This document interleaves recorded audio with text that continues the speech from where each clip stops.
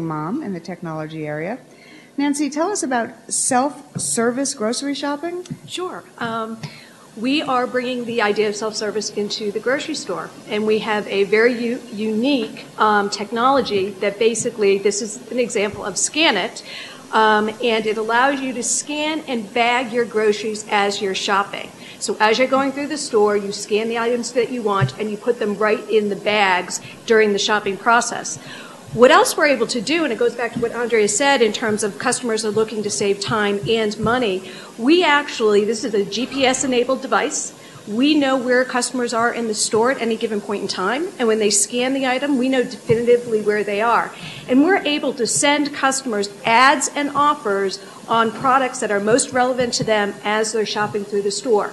And these are offers above and beyond the weekly circular specials. They're relevant and meaningful, directed to you based on historical purchase data that we have. So from the mom's perspective, the busy mom, she has more control over her shopping experience. We're saving her money and we're saving her time because the checkout process is so quick. You basically scan a barcode at the end of your order, you tender your order, and you leave. So the checkout process averages about 20 to 30 seconds versus 15 to 20 minutes checking out the traditional channels. So I think we have a very quick video that we just wanted to share with you that was showed on CBS.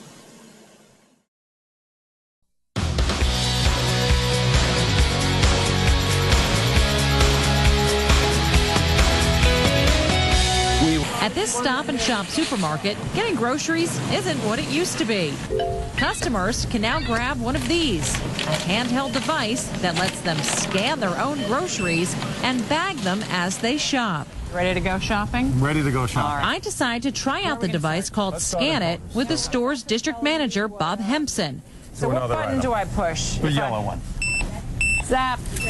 All you do is point and shoot. The scanner rings up your items and keeps a running tally of how much you're spending and saving. Here, so far we've spent almost $20 and we have a savings of $6.41, which is great.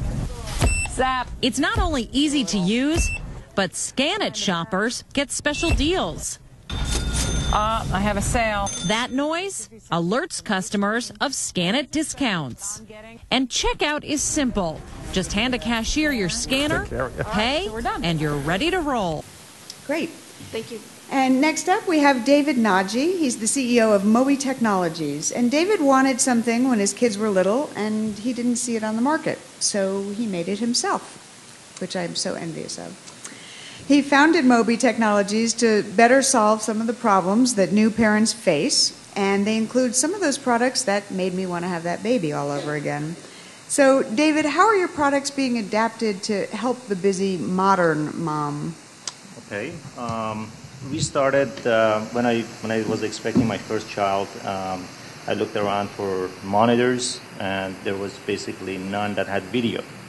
And being in the electronics industry for many years, I knew the technology was there, so we created the first portable handheld color monitor for baby monitoring, and we expanded that later on to include internet capability, so you can actually see your child from anywhere on a PC or your cell phone.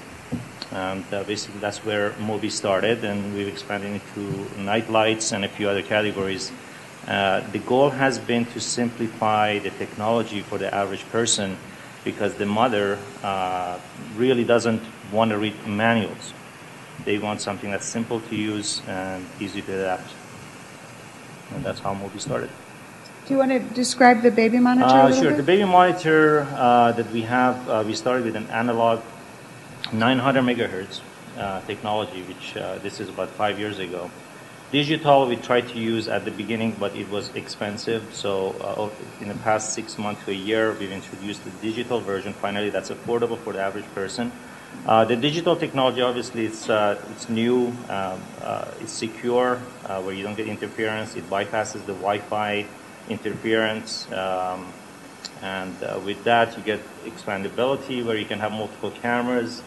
You can connect it to your computer.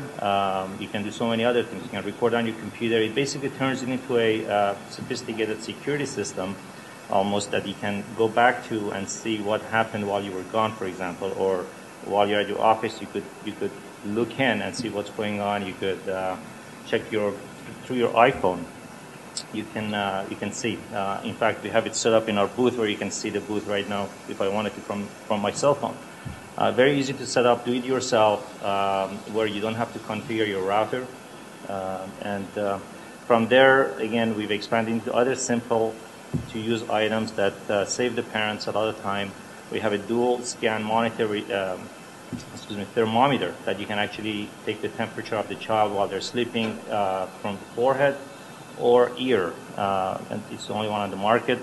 This way you can be sure what temperature you're getting is accurate, and that saves a lot of time. It's a 1 second digital thermometer. Okay, great. So my first question about all of this is almost every single category here involves the mobile phone. So let's begin actually with Jocelyn. How does the mobile phone fit into all of this technology or mobility? Well, even though we are embedded in the vehicle and we've got the hands-free calling system, we obviously understand the importance of the mobile phone. And just earlier this week, actually, Just earlier this week, actually, we made an announcement with the Chevy Volt, which is due out later this year, where we're going to have a mobile phone application. And I'm obviously a busy mother. I brought the phone, but I didn't charge it. I was too busy doing something else, but I was going to be able to show you guys from the phone, once the Volt comes out, you will be able to actually do a number of commands with the phone from an OnStar perspective, so you'll be able to lock and unlock your doors, not from the normal key fob distance, but, I mean, this happens to me all the time. I'll get on a plane and go, oh, my God, did I lock my doors at the airport? You'll now be able to do that simply from your telephone. The other thing, and because the Volt is such a different kind of vehicle and it's really going to revolutionize vehicles, you'll be able to do a number of things. You'll be able to check the status of your battery. One of the biggest issues with the electric vehicle is range anxiety, and people are really concerned, can I make it to my next destination? Do I have enough range? You'll be able to check that. You'll be able to check the status of your battery. Once you plug the Volt in, you'll be able to know if that charge has been interrupted. If somebody unplugged your vehicle, you'll be able to check on that. You'll be able to set your charging time for your vehicle from your phone as well. So the amount of access that this kind of mobile app in your cell phone is going to give you to be able to control things on your vehicle will just be, it's going to change really the way people interact with their vehicle and their mobile phone. Okay. Stan, you want to have a crack at it? Sure. I guess a couple things to point out is our service is really geared around safety and security. And from the mom perspective, there is a great anxiety that first time you turn your keys over to your teen driver. Especially now, I just read a few weeks ago the latest statistic on the number of text messages we send in the U.S. It's, hold on to your hats here, 130 billion, and that's billion with a B, text messages per month. About 70% of teens in the U.S. admit to either texting while driving or using their cell phone while driving. And most of the accidents here are caused by people, inattentive drivers. And that's a driver that would be looking away from the road for 3 or 4 seconds, which if you guys are listening now, I know several of you are on your mobile phones and distracted now. So we're all guilty of this. And teens who are more connected now than ever, I'm 37, I sent my first email in college at the University of Florida for extra credit. So I've seen the wave of technology and the influx of technology. And I can really thank my wife for really bringing this idea of not texting while driving to fruition. I'm guilty of it myself. A few years ago when we started out on this endeavor, I was pulling out of the driveway. My background is in aviation security, and it was post 9/11. We were busier than ever, as you guys can imagine. And I was sending an email pulling out of our driveway with our 2 young children in the car. She says, you really think of the kids. And we came up with a plan that day on how to do it, and it evolved into the TextBlocker product. So with that said, we really have to consider the connectivity that we have with our children and their safety as well. There's about 4,300 accidents a day in the U.S. that are